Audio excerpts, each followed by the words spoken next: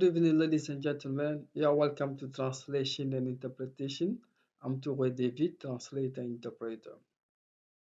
After having done the different international commercial terms related to ocean freight or main carriage, pre-carriage, and different delivery points, we will move on to next category of documents such as a bill of lading, way bill, and airway bill, including railway bill.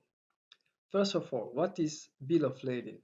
A bill of lading is the document describing the quantity of goods, their type, size, to be dispatched. It serves as a supporting document in case of loss or damage. It is given to the beneficiary or to the buyer, but through the shipper. This document shows the conformity of the order placed by the buyer to the supplier, and the goods to be dispatched should be in compliance with the condition of sale, the conditions of sale. Then we have way bill. The way bill is when, we use this term is when the shipment is by road. When the shipment is by road, we use the term way bill. When the shipment is by railway, we use the term railway bill. Railway bill. When the shipment is by plane, we use airway bill. So, ladies and gentlemen, after having explained that, let me take it in French for those who don't understand English language. That is the purpose of the video translation and interpretation.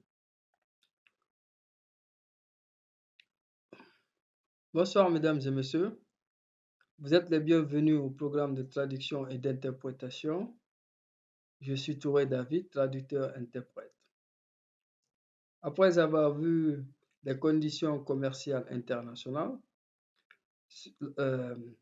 relatives au voyage maritime, au voyage terrestre, relatives aux différents points de livraison, nous avons aussi d'autres catégories de documents qui accompagnent ces biens, tels que nous avons la lettre de connaissement, nous avons la lettre de voiture, nous avons la lettre de transport ferroviaire, nous avons la lettre de transport aérien.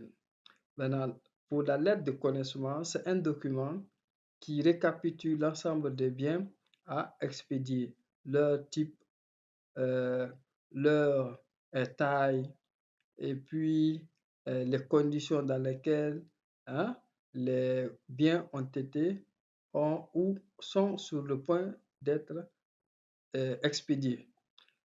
Ces documents sont importants en cas de perte, en cas de dommage, parce que ça peut servir de preuve pour le vendeur de savoir situer la responsabilité soit du transporteur ou bien soit du fournisseur. C'est un document qui est négociable, mais ça aussi, ça sera peut-être dans une autre vidéo. On ne va pas rentrer dans ces détails-là ici, mais ce qui est important, la lettre de connaissement, c'est une lettre ou un document récapitulatif de l'ensemble des biens à expédier au destinataire. Ça sert de preuve pour voir la conformité entre les spécifications au niveau de la commande passée au fournisseur par l'acheteur. Après, on va voir ce qu'on appelle la lettre de voiture. Donc, si l'expédition des biens se passe par la voie routière, donc on utilise le nom du document maintenant sera la lettre de voiture.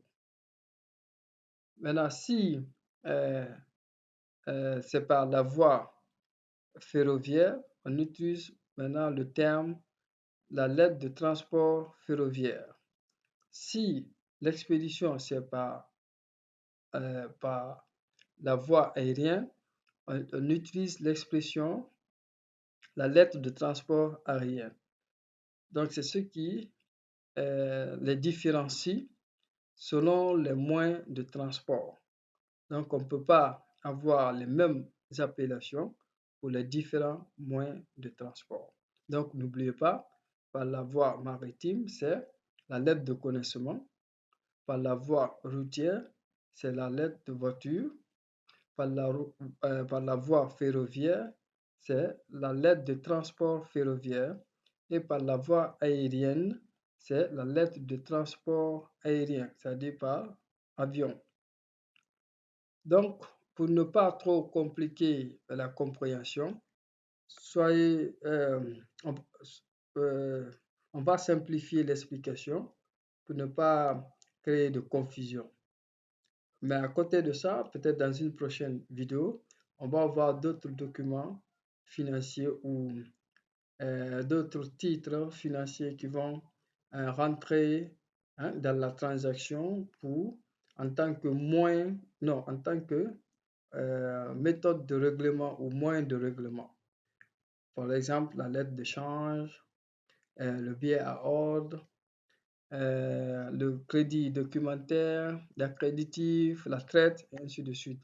Donc, on va voir ça dans la prochaine vidéo parce qu'au niveau de la transaction internationale, vous n'êtes pas sans savoir que la plupart des acheteurs ou des clients font le règlement à travers la transaction bancaire. Donc, pour chaque document utilisé ou moins de paiement effectué, on a un terme spécifique pour ça. On va expliquer ça aussi avec le temps, au fur et à mesure qu'on entre dans les détails de nos explications. Donc, je vous remercie, mesdames et messieurs. Et n'oubliez pas de vous abonner, partager pour agrandir notre audience, car nous sommes maintenant à un début d'approfondir les méthodes de règlement au niveau international et les documents qui seront impliqués. Donc, je vous remercie, à la prochaine.